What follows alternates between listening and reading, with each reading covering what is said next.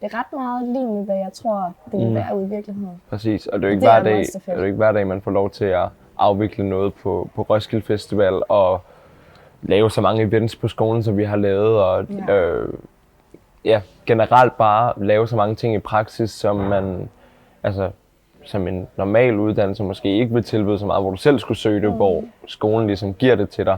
Det er også, jeg føler også, det er meget et fag, hvor man også lærer noget om sig selv. Ja.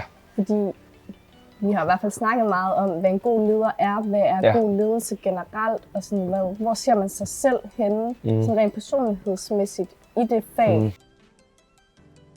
Ja, indvielsen, det var helt sikkert noget af det fedeste, jeg nogensinde har oplevet i mit liv. Der var pres på, der var helt vildt meget pres på, men der var... Vi så jo nærmest ikke ude. Overhovedet ikke. Men det er også en del af det sjove, at du får lov til at opleve det her, som om du er virkelig en stor del af det. Og det var vildt fedt at lære de ting. Jeg så det ikke som sådan et arbejde, jeg så det mere som sådan en slags hobbyting at gøre.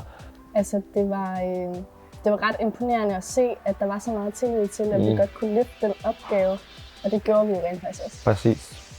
Det synes folk i hvert fald, eller det blev vi i hvert fald enige om bagefter. Og sådan, det er bare et godt indblik i, hvad det vil sige at arbejde med ledelse i virkeligheden. Fordi det er benhårdt, og sådan, der er virkelig, det er noget i mindste detalje, der skal planlægges, for at være sikker på, at der ikke går noget galt i hvert fald undervejs.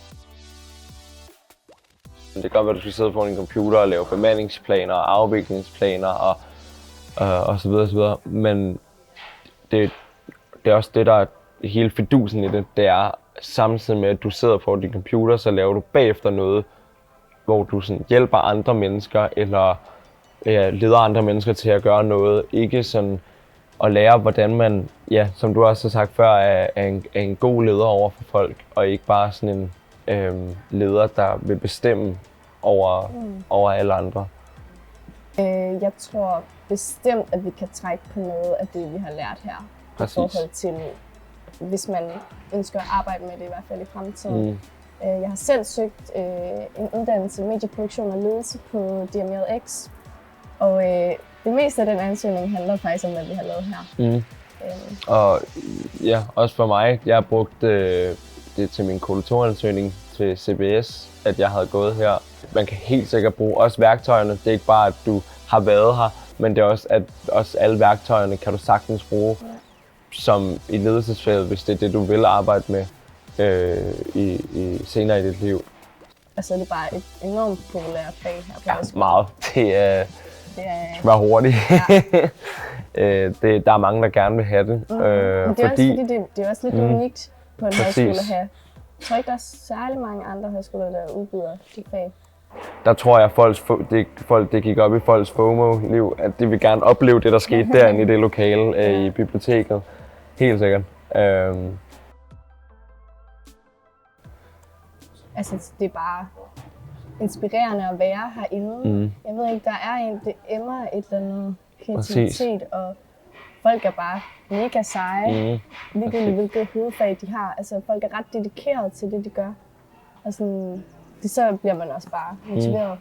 Du kan også gå ned i Maker og lære fra Maker-eleverne, og du kan gå i musik og lære fra musikeleverne. Jeg laver selv musik sammen med min kammerat, og vi bruger studierne. Og selvom jeg har ledelse, så er der mange ting, jeg også kan lave her, som interesserer mig vildt meget.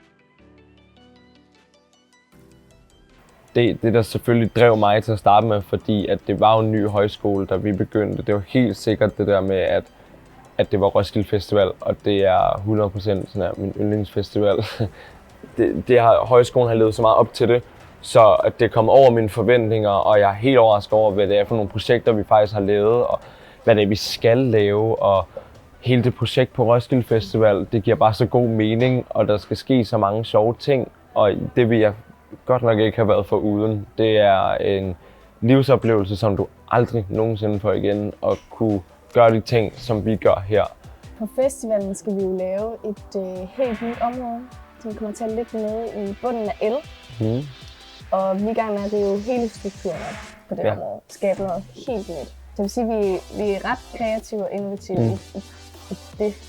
Ja, da jeg hørte det for første gang, der tænkte jeg meget, okay, vi skal virkelig være med til noget, og så tænker jeg også, at det der med at give noget en form for revolution og sådan skabe noget nyt på noget, der allerede er skabt, det synes jeg er helt unikt. Det giver en helt unik mulighed for at være kreativ, samtidig med, at man kan bruge så mange fag på det her område.